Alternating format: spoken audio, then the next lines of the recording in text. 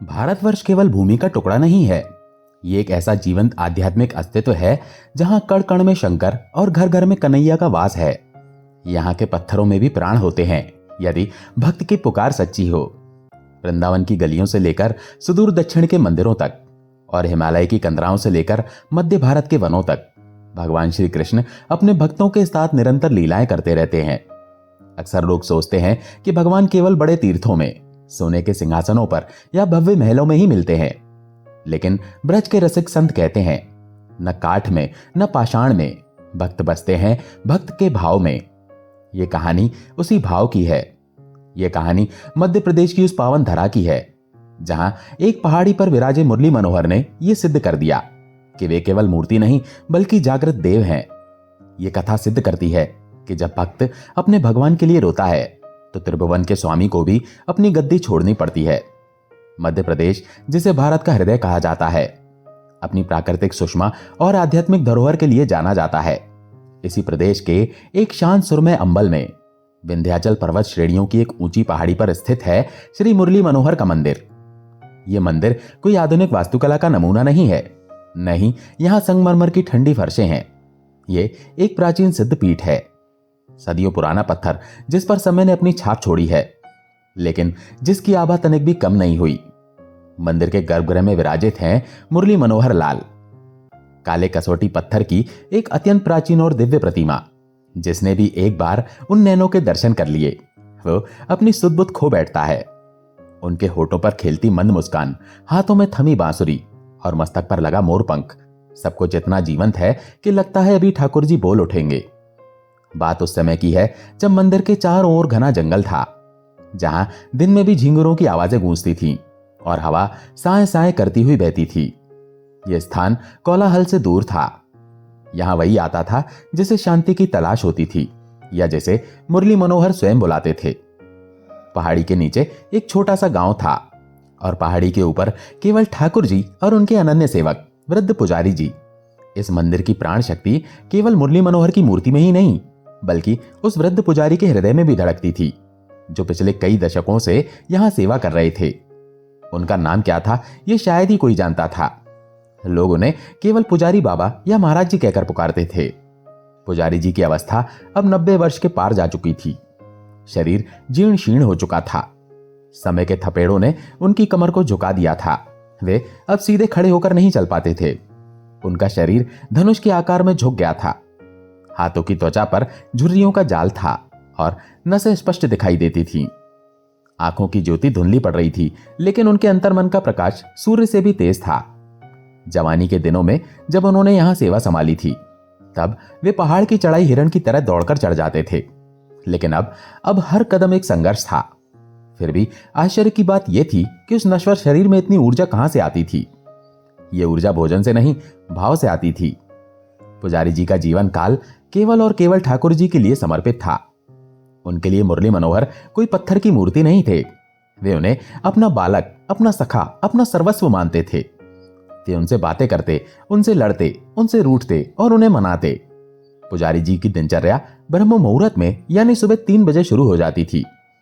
पहाड़ी पर कड़कड़ाती ठंड हो या मूसलाधार बारिश, उनका नियम कभी नहीं टूटता था।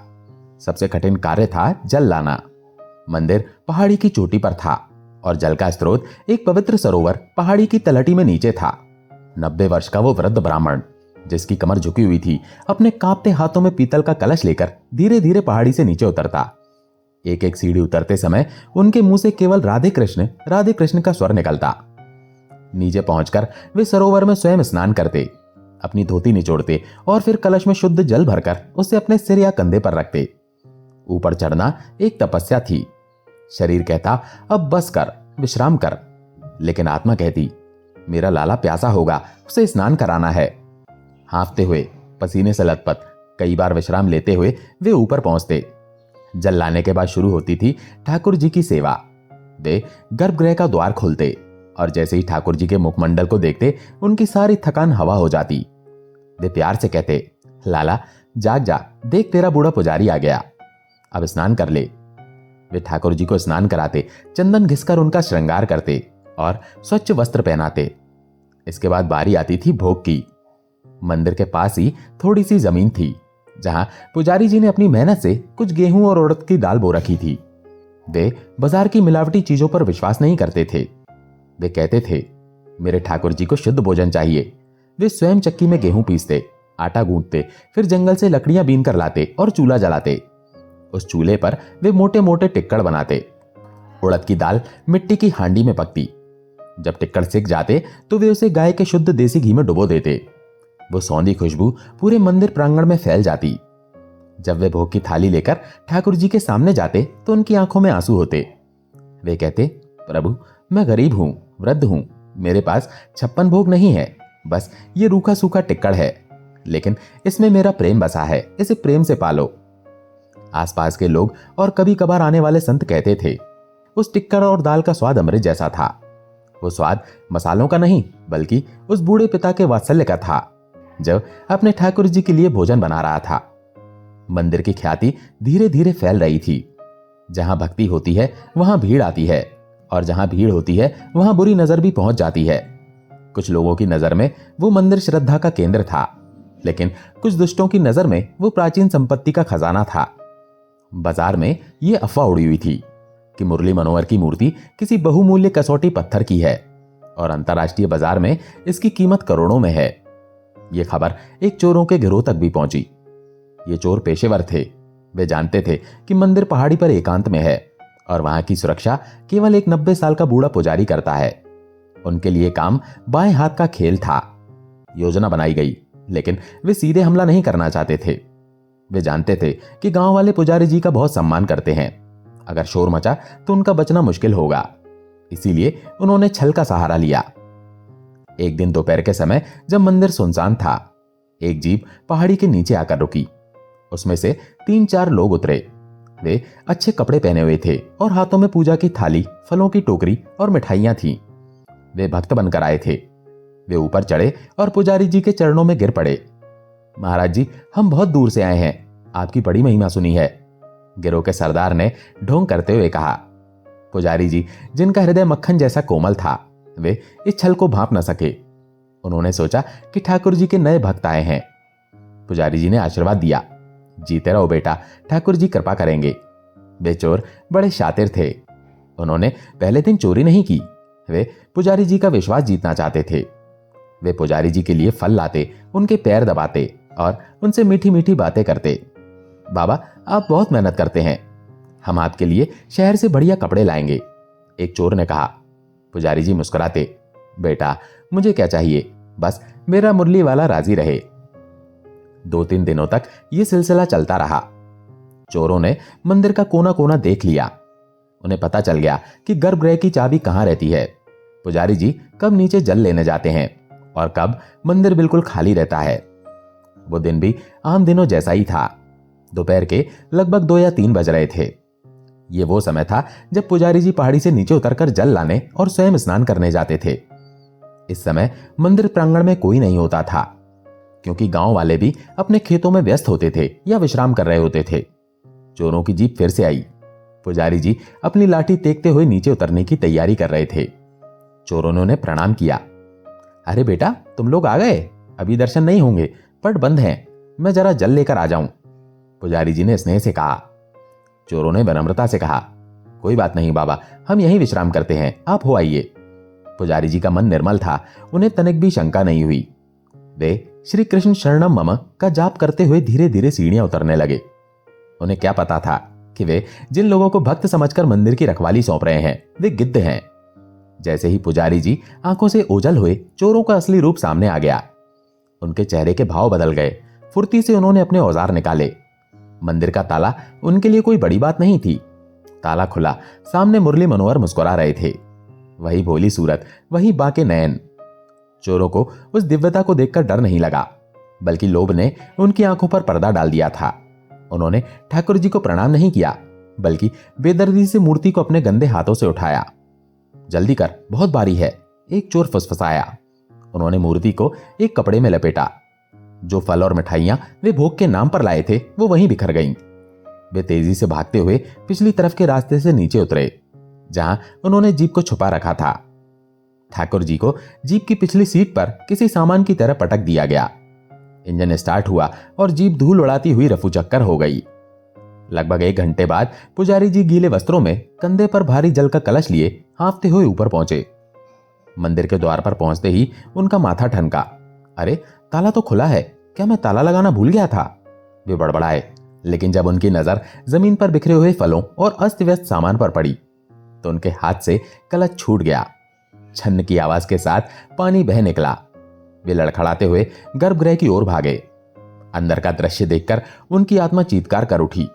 सिंहासन खाली था, वहां केवल ठाकुर जी की वो माला पड़ी थी जो शायद खींचते वक्त टूट गई थी। लाला! एक ऐसी चीख उनके गले से निकली जिसने पहाड़ी के सन्नाटे को चीर दिया। वे सिंहासन के पास गिर पड़े। उनका शरीर कांप रहा था। मेरे ठाकुर मुझे छोड़कर कहां चले गए? क्या मुझसे कोई अपराध हो गया? क्या मेरी सेवा में कोई कमी रह गई थी? वे पागलों की तरह मंदिर में इधर उधर दौड़ने लगे। अरे कोई देखो, मेरे मुरली वाले को कोई ले गया। लेकिन वहां उनकी आवाज सुनने वाला कोई नहीं था। वे उन चोरों को ढूंढने लगे, लेकिन वे तो कब के जा चुके थे। पुजारी जी का रोना सामान्य रोना नहीं था, ये एक मां का रोना था जिसका बच्चा खो गया हो। वे सिंहासन पर अपना सिर पटकने लगे। हे प्रभु, मैं तुम्हारे बिना जीवित नहीं रहूंगा। अगर तुम नहीं मिले तो मैं इसी चौखट पर प्राण त्याग दूंगा। मैं भोजन नहीं करूंगा, जल नहीं पीऊंगा। मुझे मार डालो, लेकिन मुझे ये वियोग मत दो। उनकी आंखों से आंसुओं की गंगा बह रही थी। उनका वृद्ध शरीर दुख के पहाड़ के नीचे दब गया था। उधर चोर अपनी जीत पर खुश हो रहे थे। करोड़ का माल है ये, ड्राइवर ने हंसते हुए कहा। जीप पहाड़ी रास्तों से होते हुए एक मुख्य सड़क पर आ गई थी। उनकी योजना थी कि वे जल्द से जल्द जिले की सीमा पार कर लें और फिर मूर्ति को किसी तस्कर को बेच दें। लेकिन वे भूल गए थे कि उन्होंने जिसे पत्थर समझा है वो जगत का नियंता है। जिसे वे चुरा कर ले जा रहे थे उसने ही तो पूरी सृष्टि को चुरा रखा है। जीप अपनी रफ्तार से दौड़ रही थी। 10 किलोमीटर, 20 किलोमीटर, सब कुछ ठीक चल रहा था। अचानक जैसे ही वे एक बड़े कस्बे के पास पहुंचे, जीप के इंजन में एक अजीब सी आवाज हुई, घर खट खट। ड्राइवर ने एक्सीलेटर दबाया, लेकिन गाड़ी की रफ्तार कम होती गई। क्या हुआ? सरदार ने चिल्लाकर पूछा। पता नहीं उस्ताद, गाड़ी दब रही है, जैसे पीछे से किसी ने पकड़ लिया हो। ड्राइवर घबरा गया, और फिर जो हुआ वो संयोग नहीं हो सकता था। जीप धीरे धीरे रेंगती हुई ठीक पुलिस थाने के गेट के सामने आकर झटके के साथ बंद हो गई। सड़क वीरान थी, लेकिन जीप ने रुकने के लिए वही जगह चुनी जहां कानून बैठा था। चोरों के पसीने छूट गए। स्टार्ट कर, जल्दी स्टार्ट कर, सरदार चीखा। ड्राइवर चाबी घुमाता रहा। इंजन गुरु गुरु करता, लेकिन स्टार्ट ना होता। वे धक्का देने के भी नहीं सोच सकते थे, क्योंकि ठीक सामने पुलिस के सिपाही खड़े थे। उनकी घबराहट साफ दिख रही थी, चेहरे पीले पड़ गए थे। पुलिस थाने के बाहर एक हवलदार खड़ा बीड़ी पी रहा था। उसने देखा कि एक जीप ठीक गेट पर आकर रुकी है और अंदर बैठे लोग बुरी तरह घबराए हुए हैं। ड्राइवर लगातार चाबी घुमा रहा है, लेकिन गाड़ी हिल नहीं रही। हवलदार को शक हुआ। उसने आवाज दी, ए भाई, क्या हुआ? और तुम लोग इतना पसीना क्यों छोड़ रहे हो? चोरों ने हड़बड़ाकर जवाब दिया, कुछ नहीं साहब, बस गाड़ी गर्म हो गई है, अभी चल पड़ेगी। लेकिन उनकी आवाज का कंपन और आंखों का डर छिप न सका। तभी थाने के टीआई साहब बाहर निकले। वे एक अनुभवी पुलिस अफसर थे। अपराधी की आंखें पढ़ना उनका काम था। वे जीप के पास आए। गाड़ी खराब है तो धक्का लगाओ, यहां गेट पर क्यों खड़ी कर दी? उन्होंने कड़क आवाज में कहा। फिर उनकी नजर पिछली सीट पर रखे उस कपड़े के गट्ठर पर पड़ी, जिसका आकार एक मूर्ति जैसा था, और शायद कपड़े का एक कोना हट गया था, जिससे ठाकुर जी के चरण दिख रहे थे। टीआई ने कड़क कर पूछा, पीछे क्या है? चोरों की बोलती बंद हो गई। साहब, वो सामान है। टीआई ने तुरंत हवलदार को इशारा किया, तलाशी लो। जैसे ही कपड़ा हटाया गया, वहां साक्षात मुरली मनोहर विराजे थे, प्राचीन बेशकीमती और दिव्य मूर्ति। पुलिस वाले भी एक पल के लिए ठिठक गए। मूर्ति का तेज ही ऐसा था। यह मूर्ति कहां से लाए? टीआई ने पिस्तौल पर हाथ रखते हुए पूछा। चोर अब टूट चुके थे। गाड़ी का ठीक थाने के सामने खराब होना और रंगे हाथों पकड़े जाना, उन्हें समझ आ गया था कि उनका दुर्भाग्य नहीं, बल्कि इस काले पत्थर का चमत्कार है। वे पैरों में गिर पड़े। साहब, गलती हो गई, हम इसे पहाड़ी वाले मंदिर से लाए थे, हमें माफ कर दो। चोरों को तुरंत लॉकअप में डाल दिया गया। मूर्ति को सम्मान सहित थाने के मालखाने में नहीं, बल्कि टीआई के कक्ष में एक मेज पर रखा गया। अब शुरू हुई कागजी कार्रवाई। पुलिस का नियम है कि बरामद माल को जिला मुख्यालय ले जाना पड़ता है, और कोर्ट में पेश करना पड़ता है। टीआई साहब खुद धार्मिक प्रवृत्ति के थे, लेकिन वर्दी का फर्ज भी निभाना था। उन्होंने अपने वरिष्ठ अधिकारियों को वायरलेस पर सूचना दी। आदेश आया, मूर्ति और मुजरिमों को तुरंत हेडक्वार्टर लेकर आओ। शाम होने को थी। टीआई ने ठाकुर जी की मूर्ति को बड़े सम्मान से अपनी सरकारी जीप की अगली सीट पर रखा। उन्होंने सोचा कि वे खुद जाकर मूर्ति जमा करेंगे।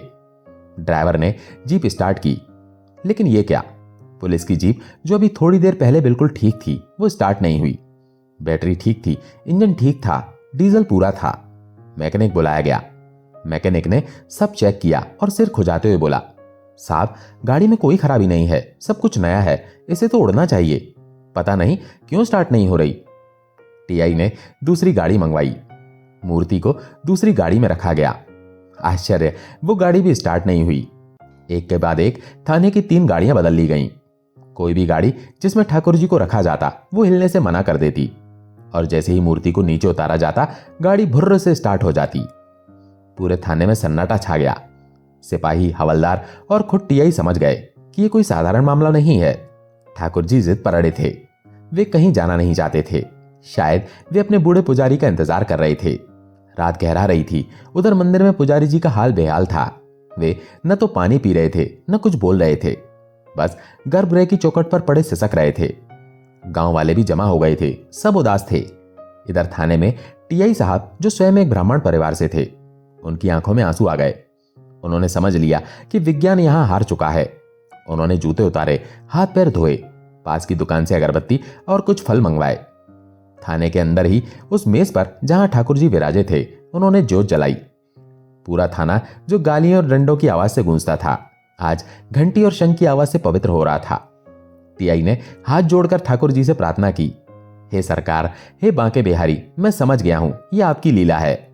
आप अपने भक्त से दूर नहीं जाना चाहते, लेकिन प्रभु, मैं सरकारी नौकर हूं, मेरा भी धर्म है, मेरी नौकरी का सवाल है। अगर मैं आपको पेश नहीं करूंगा तो मुझ पर कार्रवाई होगी। वे रोते हुए बोले, प्रभु एक बार मेरे साथ चलिए, मैं आपको वचन देता हूं, केवल कागजी कार्रवाई पूरी करके आपको ससम्मान आपके मंदिर, आपके पुजारी के पास वापस छोड़ाऊंगा। मेरी लाज रख लो। कहते हैं भक्त के आंसुओं से भगवान पिघल जाते हैं। थानेदार की सच्ची प्रार्थना ठाकुर जी ने सुन ली। प्रार्थना के बाद जब उन्होंने डरते डरते मूर्ति को फिर से जीप में रखा और ड्राइवर ने चाबी घुमाई, इंजन एक बार में ही स्टार्ट हो गया। सभी पुलिस वालों ने जयकारा लगाया, बोलो मुरली मनोहर लाल की जय। ये खबर आग की तरह फैली।